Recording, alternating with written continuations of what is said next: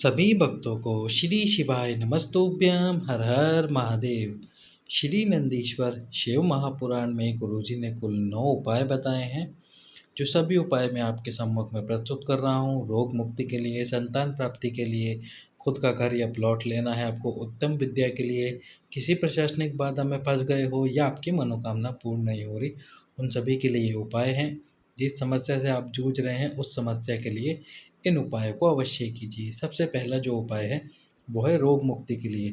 कोई बड़ी बीमारी हो गई है आपको, कैंसर की बीमारी हो गई, किडनी लीवर की समस्या है, तो आप इस उपाय को अवश्य कीजिए। प्रतिदिन आपको ये उपाय करना है। इसमें आपको क्या करना है, एक दुर्वा और एक बेलपत्र लेना है। दुर्वा यानी कि जो घास आती है, जिसको घास हरी घास कहते हैं, वो दुर्वा लेनी है एक, और एक बेलपत्र लेना है। एक दुर्वा एक बेलपत्र भगवान शंकर को समर्पित कीजिए। पहले दुर्वा बाद में बेलपत्र समर्पित कीजिए।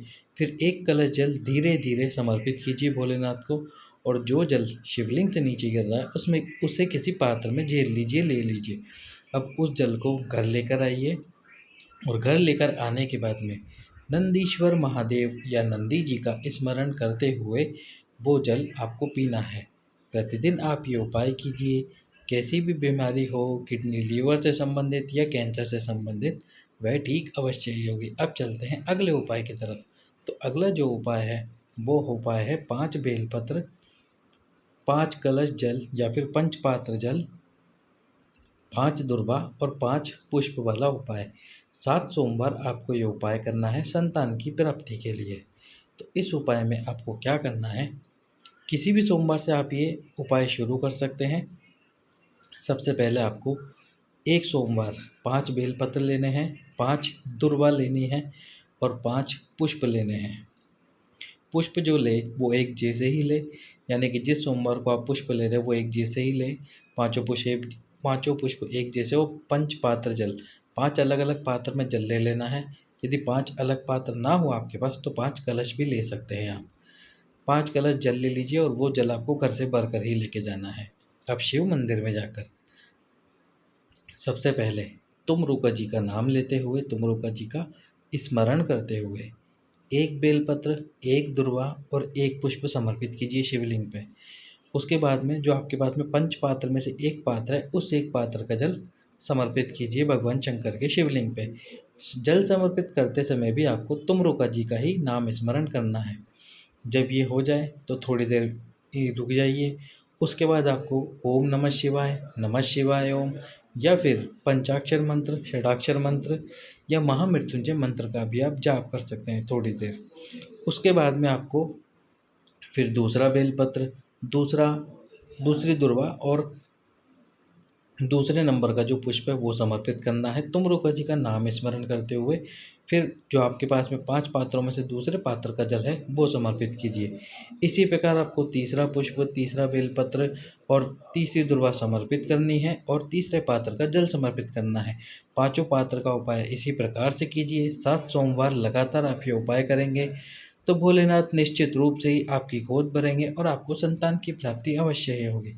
अब चलते हैं अगले उपाय की तरफ। तो अगला जो उपाय है वो है 5 बेलपत्र वाला शिवरात्रि का उपाय, जो कि अधिक मास में शिवरात्रि आ रही है, उस शिवरात्रि पे आप इस उपाय को कर सकते हैं।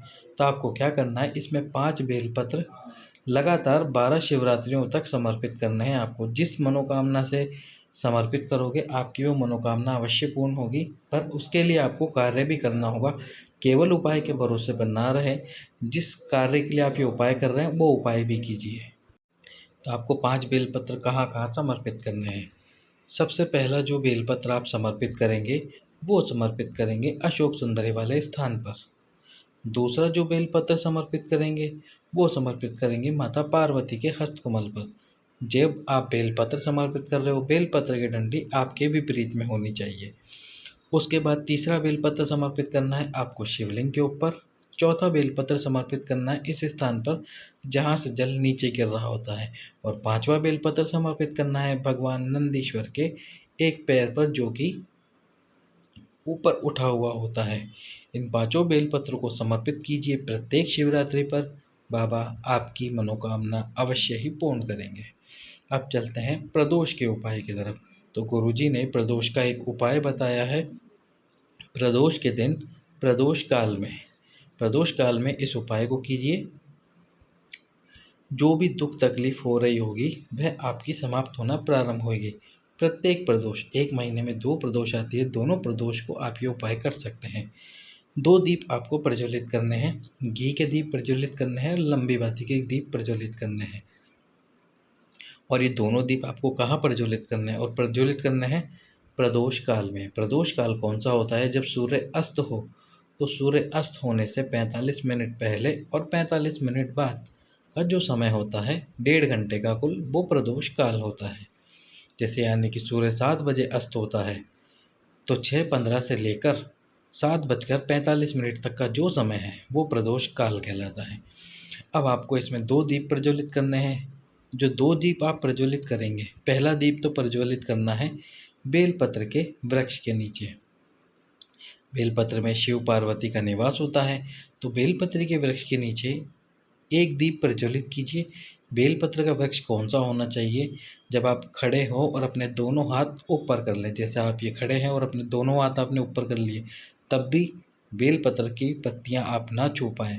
उस बेलपत्र के नीचे आपको दीप प्रज्वलित करना है, क्योंकि उस बेलपत्र की पूरी छाँव आपके ऊपर आएगी। तो उसके नीचे एक दीप प्रज्वलित करना है और एक दीप आपको प्रज्वलित करना है जो आपके घर है, घर का जो मुख्य द्वार है, मुख्य द्वार के जस्ट बाहर, अंदर की तरफ नहीं, बाहर की तरफ आपको एक दीप प्रज्वलित करना है। ये 2 दीप प्रत्येक प्रदोष और प्रदोष काल में प्रज्वलित करना प्रारंभ कीजिए। जो जो अभी आपकी दुख समस्या होंगी वह समाप्त होंगी। अब चलते हैं अगले उपाय की तरफ। तो अगला जो उपाय है वो है अवधूतेश्वर महादेव का उपाय। यदि आपके घर में कोई दुख तकलीफ चल रही है, छोटी छोटी बातों पर लड़ाई हो रही है, तो एक कलश जल भगवान अवधूतेश्वर महादेव के नाम से समर्पित करना प्रारंभ कीजिए।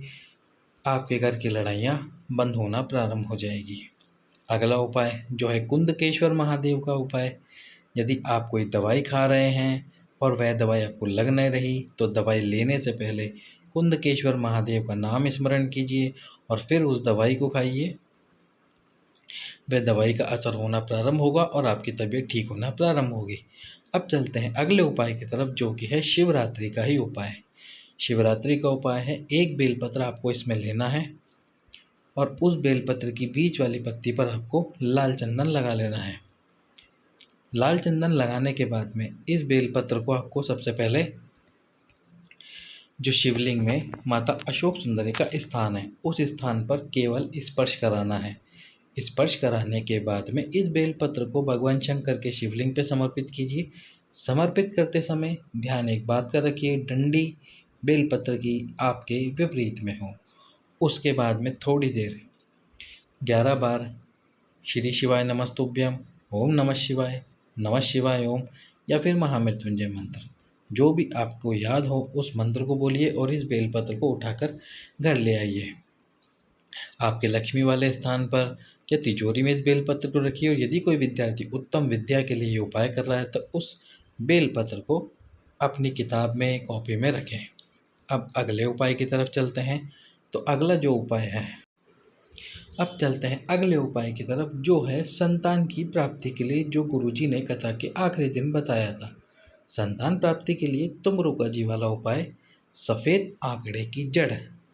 जो सफ़ेद आंकड़े का पुष्प होता है, जैसे कि आप देख रहे हैं, ये सफ़ेद आंकड़े का पुष्प है। इस सफ़ेद आंकड़े की पुष्प की जड़ जो ज़मीन के अंदर होती है, उसको पति और पत्नी दोनों लेकर आइए अपने साथ।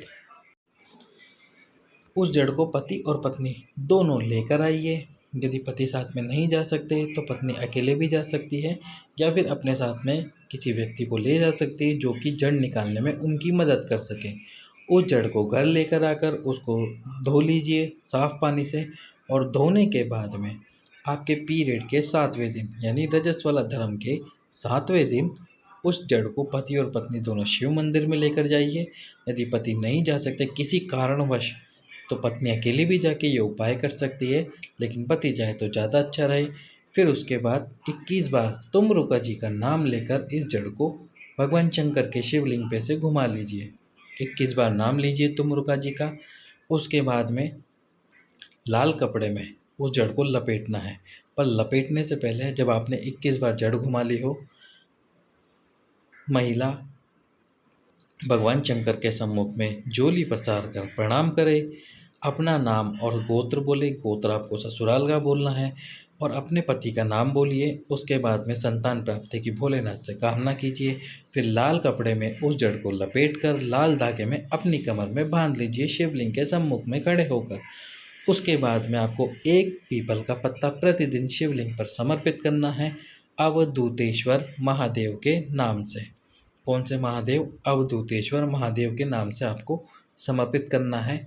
10 मिनट जब वो पत्ता समर्पित रहे शिवलिंग पर, उसके बाद उस पत्ते को उठा कर ले आइए, गाय के दूध में उस पत्ते को उबाल लीजिए और उबालने के बाद में उस पत्ते को किसी वृक्ष के नीचे रख दीजिए। रात को सोते समय पति और पत्नी दोनों उस दूध को पीजिए। तुमरुका जी का नाम स्मरण करते समय, नाम स्मरण करते हुए 1 महीने तक आपको ये पीपल के पत्ते वाला उपाय करना है। यदि रविवार के दिन पीपल का पत्ता नहीं तोड़ा जाता, तो आप शनिवार के दिन ही पीपल के पत्ते को तोड़ कर रख लीजिए अपने घर पर और फिर रविवार के दिन इसका उपाय कर लीजिए। इस प्रकार तुमरुका जी का ये उपाय कीजिए। तुमरुका जी का उपाय करने के बाद 3 महीने के अंदर गर्भ ठहर जाता है। यदि गर्भ ना ठहरे, जब गर्भ ठहर जाए तो 3 महीने तक उस जड़ को बांधे रखिए और जब 3 महीने कंप्लीट हो जाए तो उस जड़ को खोलकर किसी भी वृक्ष के नीचे रख दीजिए।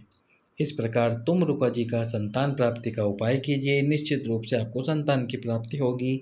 और ये जो जितने भी उपाय बताएं आपको नंदीश्वर शिव महापुराण से, उन उपायों को कीजिए, अपने कष्टों को दूर कीजिए, बाबा पर विश्वास रखकर उपाय कीजिए।